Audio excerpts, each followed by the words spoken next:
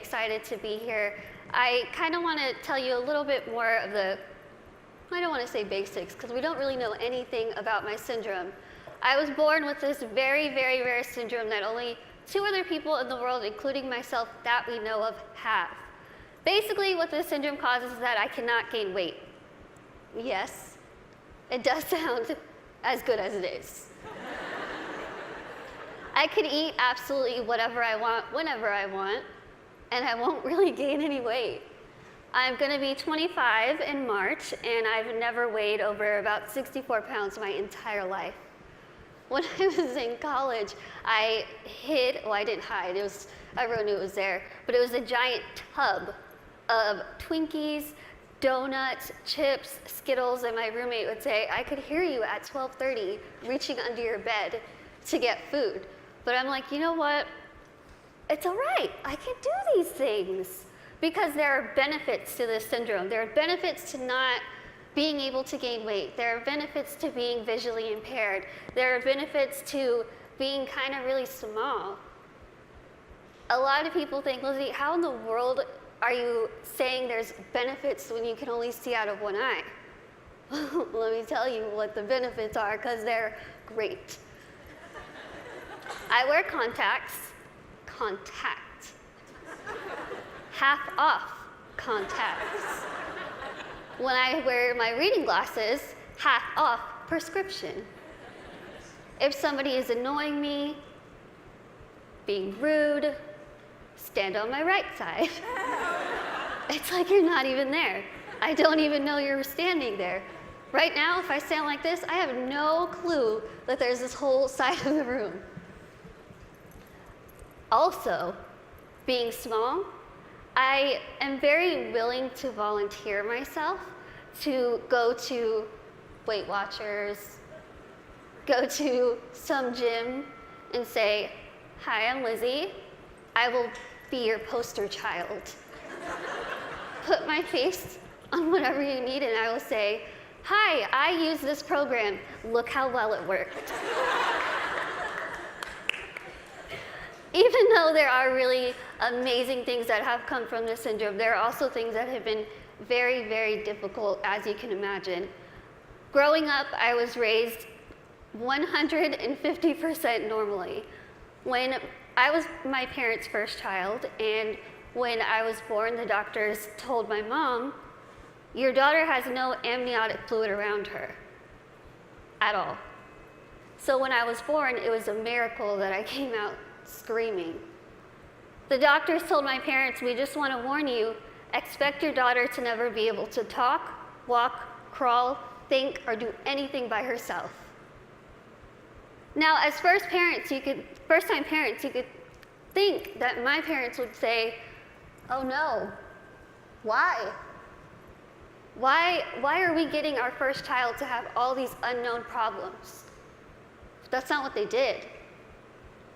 The first thing they told the doctor was, we want to see her, and we are going to take her home and love her and raise her to the best of our abilities.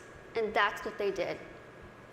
I credit pretty much everything that I've done in my life to my parents. My dad is here with me today, and my mom is at home watching. Hi, Mom. She's recovering from a surgery, and she has been the glue that's held our family together and giving me the strength to see that she's going through so much, but she has this fighting spirit that she's instilled in me, that I have so proudly been able to stand in front of people and say, you know what, I've had a really difficult life, but that's okay. That's okay. Things have been scary, things have been tough. One of the biggest things that I had to deal with growing up was something that I'm pretty sure every single one of us in this room has dealt with before. Can you guess what that is? Starts with a B. Can you guys guess it? Boys. Bullying. I know what y'all are thinking. I should have come, why couldn't I sit here with them? I had to deal with bullying a lot, but as I said, I was raised very normally. So when I started kindergarten, I had absolutely no idea that I looked different. No clue. I couldn't see that I looked different from other kids. I think of it kind of as a big slap of reality for a 5-year-old because I went into school first day decked out in Pocahontas gear. I was ready. I went in with my backpack that looked like a turtle shell because it was bigger than me, and I walked up to a little girl, I smiled at her. She looked up at me like I was a monster, like I was the scariest thing she'd ever seen in her life. My first reaction was, she is really rude. I am a fun kid and she's the one missing out, so I'll just go over here and play with blocks or boys. I thought the day was going to get better, and unfortunately it didn't. The day kind of got worse and worse, and a lot of people just wanted to have absolutely nothing to do with me, and I couldn't understand why. Why? What did I do? I didn't do anything to them. In my mind, I was still a really cool kid. So I had to go home and ask my parents, what's wrong with me?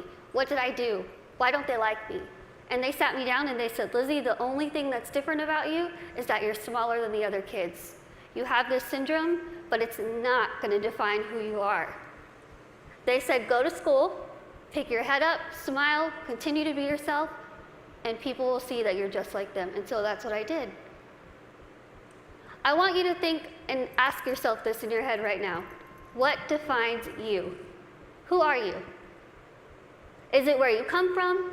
Is it your background? Is it your friends? What is it? What defines who you are as a person? It's taken me a very long time to figure out what defines me. For so long, I thought what defined me was my outer appearance. I thought that my little tiny legs and my little arms and my little face was ugly.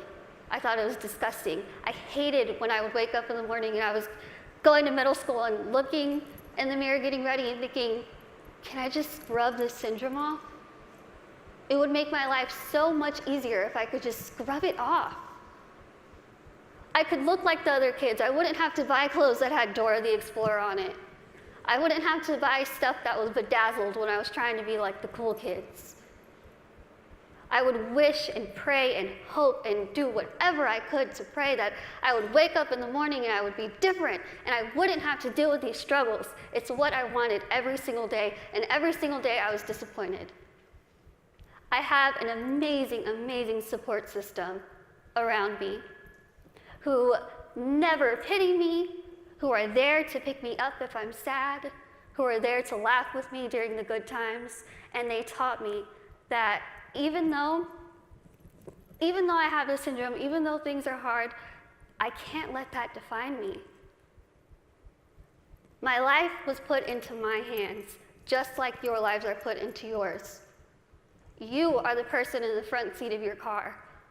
You are the one who decides whether your car goes down a bad path or a good path. You are the one that decides what defines you. And let me tell you, it could be really hard to figure out what defines you. Because there are times where I would just get so annoyed and frustrated, and I don't care what defines me. When I was in high school, I found a video, unfortunately, that somebody posted of me, labeling me the world's ugliest woman. There were over 4 million views to this video, 8 seconds long, no sound, thousands of comments. People saying, Lizzie, please just do the world a favor, put a gun to your head and kill yourself. Think about that. If people told you that, strangers told you this. I cried my eyes out, of course, and I was ready to kind of fight back, and something kind of clicked in my head, and I thought, I'm just going to leave it alone. I kind of started realizing that my life is in my hands. I could either choose to make this really good, or I can choose to make this really bad. I could either be grateful and open my eyes and realize the things that I do have and make those the things that define me. I can't see out of one eye, but I can see out of the other. I might get sick a lot, but I have really nice hair. Thanks. You guys are like the best little section right here. I lose my train of thought. Okay, where was I? Hair. Okay, thank you. Okay, so I could either choose to be happy or I could choose to kind of be upset with what I have and still kind of complain about it. But then I started realizing, am I gonna let the people who called me a monster define me? Am I gonna let the people who said kill it with fire define me? No. I'm gonna let my goals and my success and my accomplishments be the things that define me, not my outer appearance, not the fact that I'm visually impaired, not the fact that I have this syndrome that nobody knows what it is. So I told myself I'm going to work my butt off and do whatever I could to make myself better, because in my mind, the best way that I could get back at all those people who made fun of me, who teased me, who called me ugly, who called me a monster, was to make myself better and to show them, you know what? Tell me those negative things, I'm going to turn them around, and I'm going to use them as a ladder to climb up to my goals. That's what I did. I told myself I wanted to be a motivational speaker, I want to write a book, graduate college, have my own family, my own career. 8 years later, I'm standing in front of you, still doing motivational speaking. First thing, I accomplished it. I wanted to write a book. In a couple weeks, I will be submitting the manuscript for my 3rd book.